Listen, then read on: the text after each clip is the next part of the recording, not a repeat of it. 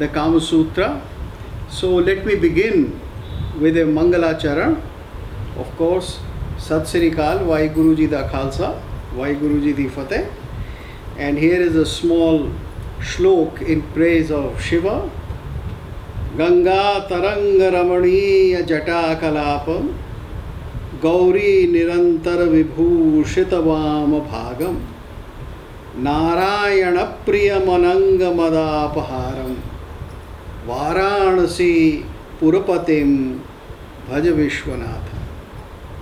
So this talks about Shiva who has Ganga in his hair and who on his left, rather in his lap, has Parvati sitting, and who is also the one who contained the pride of Ananga or Eros, and he is also the king, the unquestioned regal of Varanasi, where everybody takes the jump into the other world.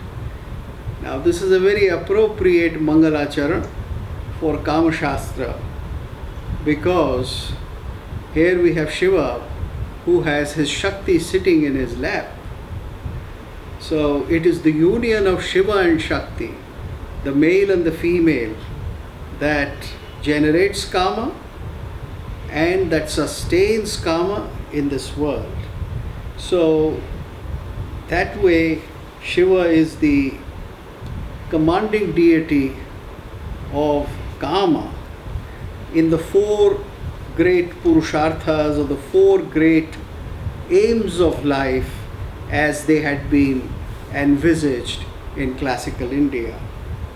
So we come to the text, and what I am going to do today is first give you a small introduction about the content of the text, as to what the text is. You see, this text is divided into several sections and chapters. Now, the major sections are like this, and it's important to understand, because then we know what is the Shastra about. What does it aim? What does it show?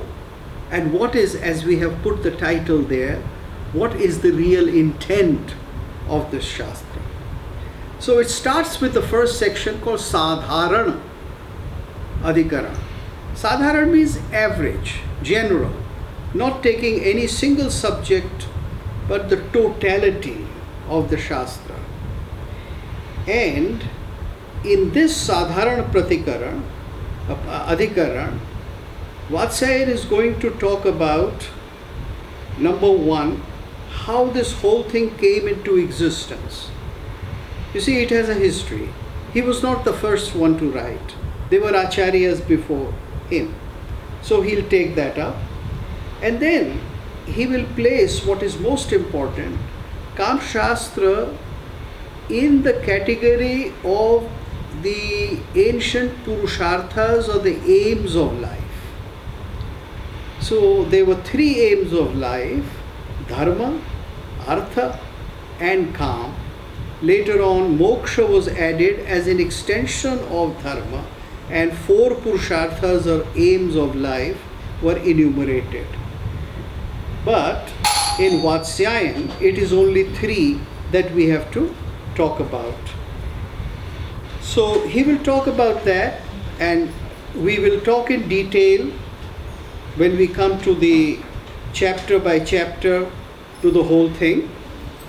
And then in this Samanadhikaran, he also talks about what is called the Vidya Samuddesha, that this whole Kama Shastra is a system of knowledge. It's not just something you do instinctively or something that is a matter of just tradition.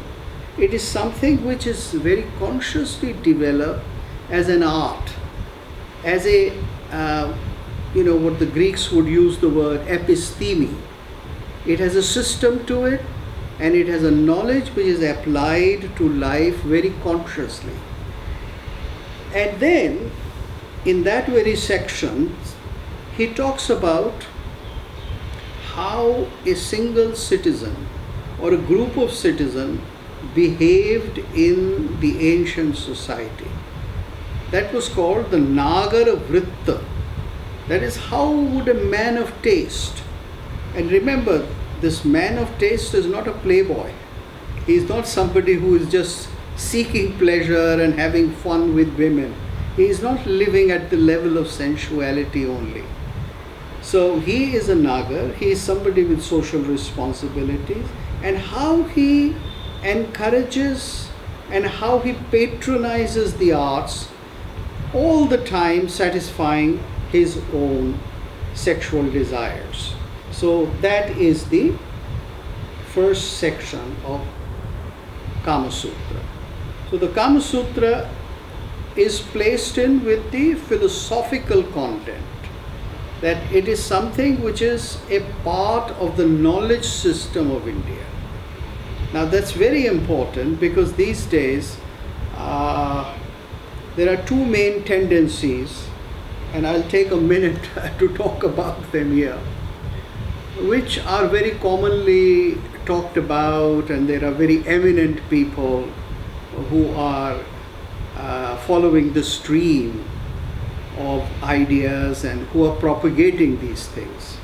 On one hand, we have a set of people who think of karma as fun, and they're never tired of telling us that modern Hindus, modern Indians, they are no longer having fun. It was their ancestors who used to have fun, and they are the people who have taken upon themselves how to write books upon it. Our dear friend Wendy Doniger is one of the most prominent persons with a disciple called Devadatta Patnaik here. So they all the time emphasize upon the fun aspect of it, and they have developed a whole discourse, particularly Wendy Doniger in her published book, that Vatsyayan was actually a non-believer. He never really believed in dharma. He only pretended to believe in dharma, and he was somebody who should be called a Nastik or a non-believer at all, totally. And so that is what Vatsyayan was. He was anti-dharma. So she has a whole book on it. And we have this conception in the minds of many Anglophonic people in India who go through the study of India through largely Anglophonic texts. So I have elsewhere made videos denouncing and showing how this is wrong. And today also what I speak positively, you will see that how it is a different world. On the other hand, we have in India a set of people whom I would call modern Puritans. They are the people who would even deny that Kama Shastra is a Shastra.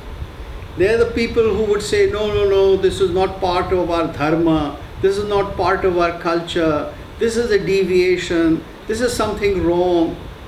Some of them go to the fantastic limit of saying that this is a mischief, it's a false Shastra created by somebody and is being perpetuated this way.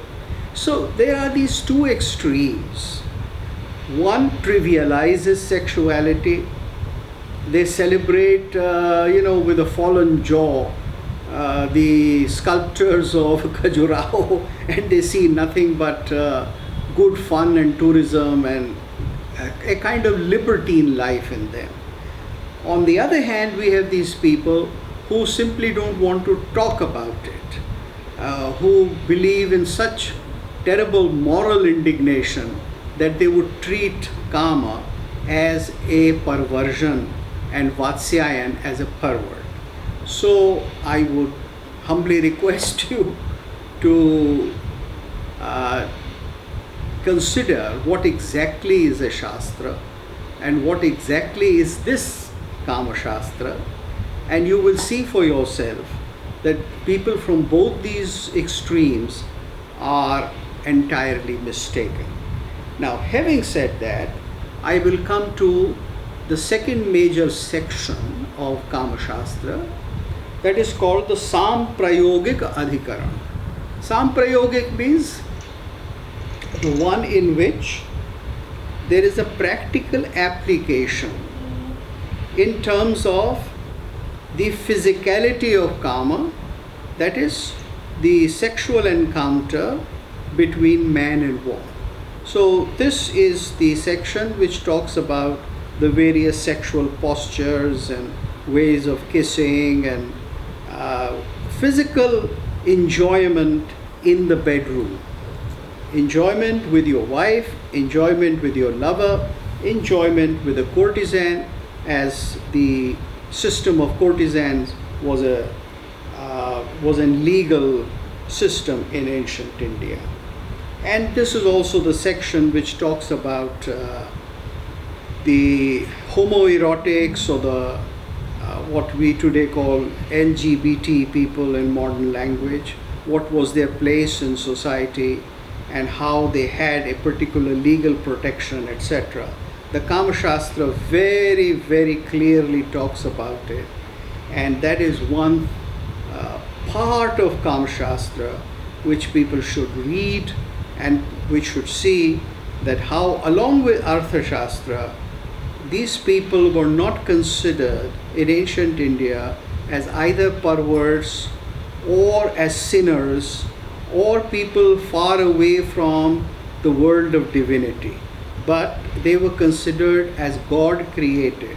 Just as man was created, woman was created, similarly the third gender, what the Kama Sutra calls the third gender, Tritiya Prakriti, was created, and they are perfectly natural people, and Kama Shastra gave a place to them in ancient Indian society which was legally protected. And that's a lot of good thing to think about, so that we can solve the problem of the maladjustments of these people in present day Indian society, and in fact the society world over. That's not an easy thing. I have taken a lot of flack from all quarters around the world for talking about it in terms of Shastric evidence. So it is something worth investigating, and it's an important part of Kama Sutra. Then in that section there are various other ways of how to seek a wife, and then how to behave with a wife, and how to look after her, and similarly how women should seek men and how they should get the best match. The fourth section is called Bharya Adhikarik Adhikaran. That is talking about the wife. Now let me just say briefly, I'll talk about this later in the course of my talk today, but let me say very briefly that Natya Shastra belongs to that period of Indian history in which the courtesan, the prostitute, was a legal system, and courtesans were part of social system just as married women were, or let us say just as married men are today. Married men and women are today. I'll make another observation here which may not be liked by a lot of people. They may feel uncomfortable, but that is historically true. You see, it is with the advent of Christianity that the courtesan or the prostitute or the pornos, as it was called in ancient language, became illegal. Before that, nearly all societies, Egyptian, Greek, Chinese, Indian, and various other major civilizations, they all had the institution of the courtesan, and there were various categories. So, just as there was the institution of marriage, similarly there was the institution of the courtesan.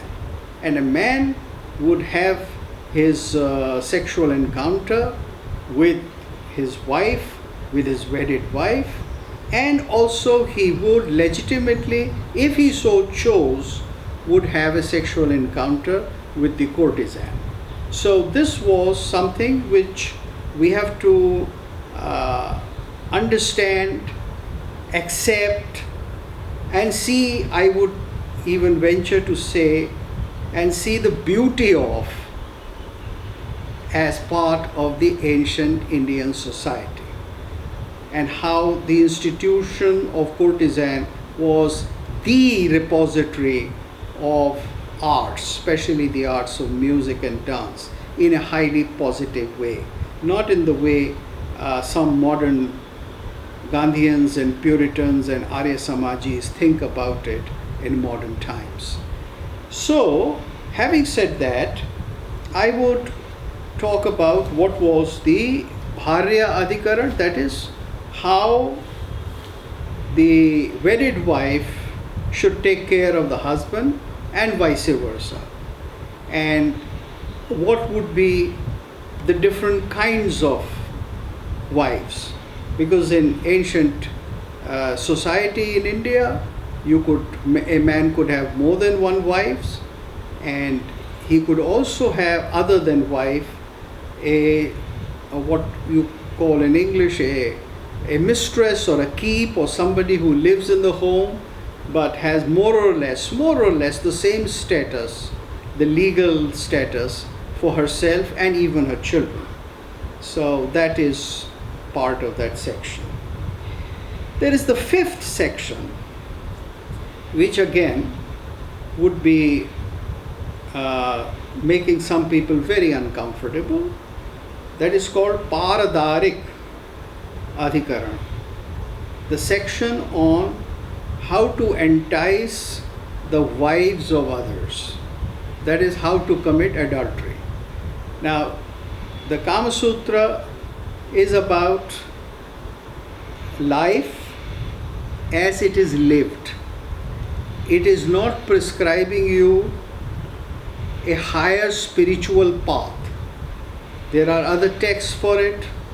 It leads you to that, and we'll talk about that, how it is connected with it.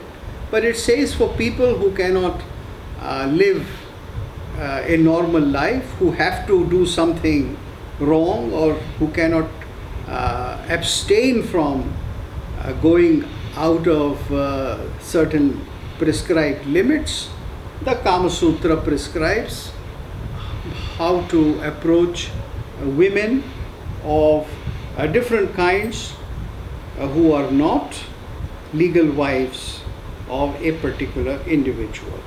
So that is a long section, and the final section is called the Vaishik Adhikaran, or the section on the life of the courtesans.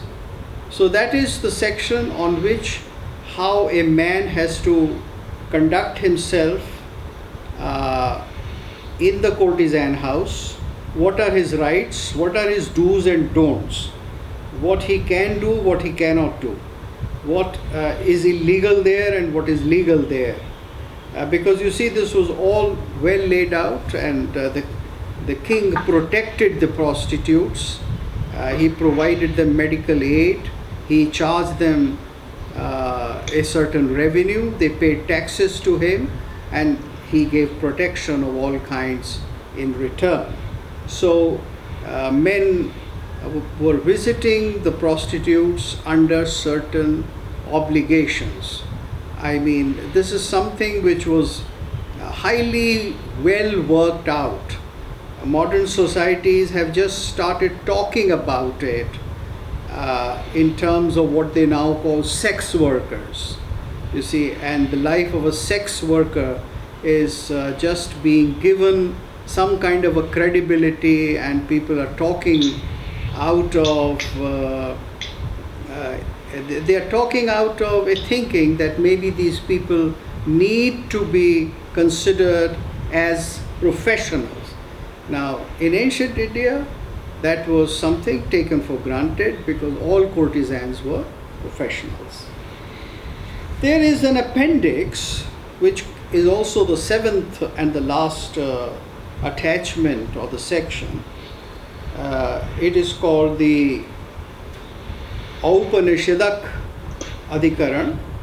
That is largely on beautification, on how to postpone the onset of old age, and how to continue your pleasure when your senses are flagging, and also how to use dildos and various other equipments if your normal bodily functions don't do. So you can see here that the Kama Sutra is a very exhaustive text that takes care of all possible, all conceivable sexual needs. Sexual needs which from a highly moral point of view may be immoral. Sexual needs which from a very normal point of view may be the needs of an average person. And sexual needs which a certain degree of abnormal people may feel, and how they could be accommodated. So, having given you a total account of what is the content of this text, let me go now to the text itself. So, Kama Sutra begins again with an auspicious note, with a Mangala Charan, and he has a one-line sutra, and he says that Dharma Artha Kame Bhyo Namaha. So there are the three Purusharthas, Dharma, Artha and Kama, and he says that I bow to all of them. He is not talking of any god, he is not doing a stuti, but he is bowing his head to Dharma, bowing his head to Artha, that is the power of money, and he is bowing his head to